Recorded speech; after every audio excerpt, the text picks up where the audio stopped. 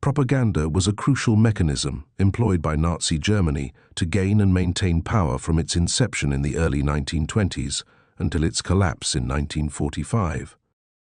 By mastering the manipulation of public perception, the Nazis effectively reshaped reality for millions of Germans, setting the stage for one of history's most devastating conflicts. Initially, Nazi propaganda found its roots in the German Workers' Party, which transitioned into the National Socialist German Workers' Party in 1920. Early propaganda tools such as newspapers, notably the Völkischer Beobachter and Der Angriff, laid foundational structures for disseminating Nazi ideology. Adolf Hitler's experiences during World War I significantly shaped his views on propaganda, emphasizing its psychological impact and persuasive power.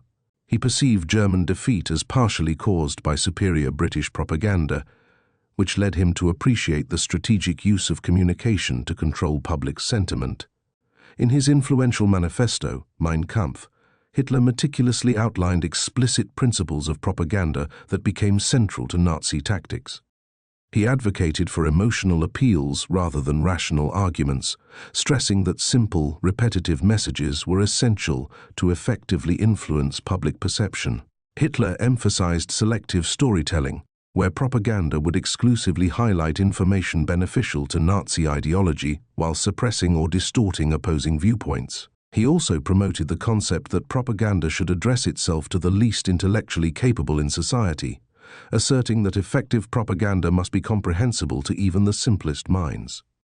Joseph Goebbels, appointed head of Nazi propaganda in 1930, became instrumental in refining and expanding the Nazi propaganda apparatus. Goebbels believed profoundly in the power of propaganda as a crucial tool for manipulating public sentiment and achieving political objectives. His strategic orchestration of public outrage, exemplified by campaigns such as the banning of the anti-war film All Quiet on the Western Front, showcased his expertise in manipulating public emotion to align with Nazi goals. Under Goebbels' direction, the centralized Ministry of Propaganda was established in 1933, consolidating control over all forms of media and ensuring consistent dissemination of Nazi doctrine. Mass media quickly emerged as a critical element within the Nazi propaganda machine. The regime aggressively leveraged advancements in radio technology, distributing millions of the affordable Volksempfänger, people's receiver radios. This allowed controlled dissemination of state-approved messages directly into German homes, effectively eliminating alternative viewpoints. Additionally, Nazi films such as Leni Riefenstahl's and Triumph of the Will, an iconic propaganda piece documenting the 1934 Nuremberg rally, profoundly impacted public opinion by glorifying Nazi ideals and Hitler himself. Equally significant were overtly anti-Semitic films like Njud Sus, designed explicitly to spread racial hatred and justify discrimination and persecution against Jewish populations.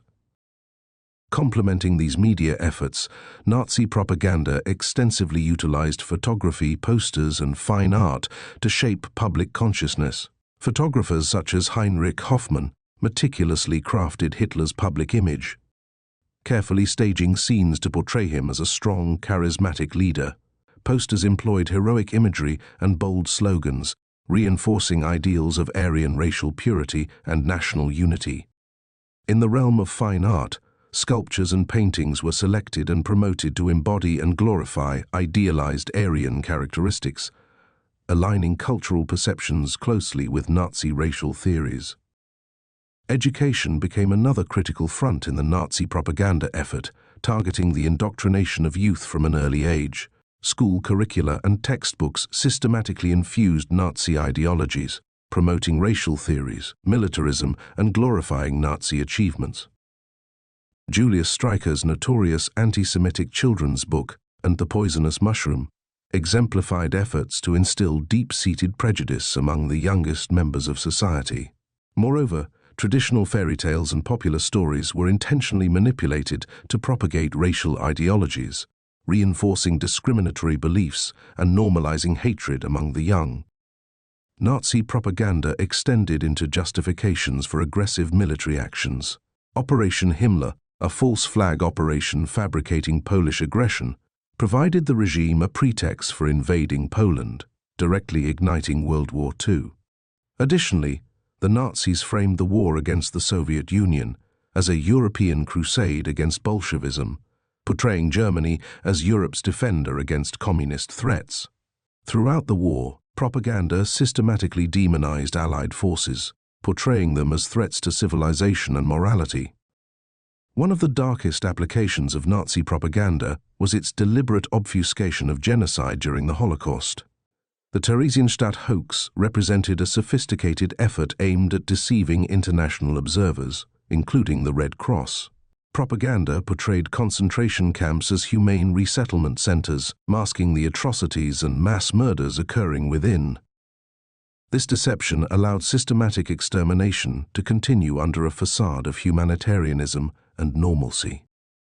Eventually, Nazi propaganda began to falter in the face of significant military defeats, notably after the catastrophic Battle of Stalingrad in 1943. Propaganda efforts shifted from triumphalist celebrations of victories to narratives emphasizing resilience and sacrifice amid escalating losses. After Hitler's death, propaganda became increasingly desperate and disorganized, attempting futilely to justify continued resistance even as defeat was unavoidable. Examining the extensive use and ultimate failure of Nazi propaganda highlights its profound power in shaping societal perceptions and actions. Today, understanding these mechanisms remains critically important to safeguarding societies from manipulation. Encouraging critical thinking, promoting historical awareness, and maintaining vigilance against propaganda are essential steps in preventing similar abuses of communication in modern contexts. Following Germany's defeat and surrender on 7th of May 1945, the Allied powers swiftly took action to dismantle the Nazi regime's influence. During the intensive denazification period, they imposed strict bans on all Nazi propaganda, outlawing the organizations responsible for creating and spreading these harmful ideologies. This effort was central to purging Germany of extremist beliefs and laying the foundations for a peaceful, democratic future.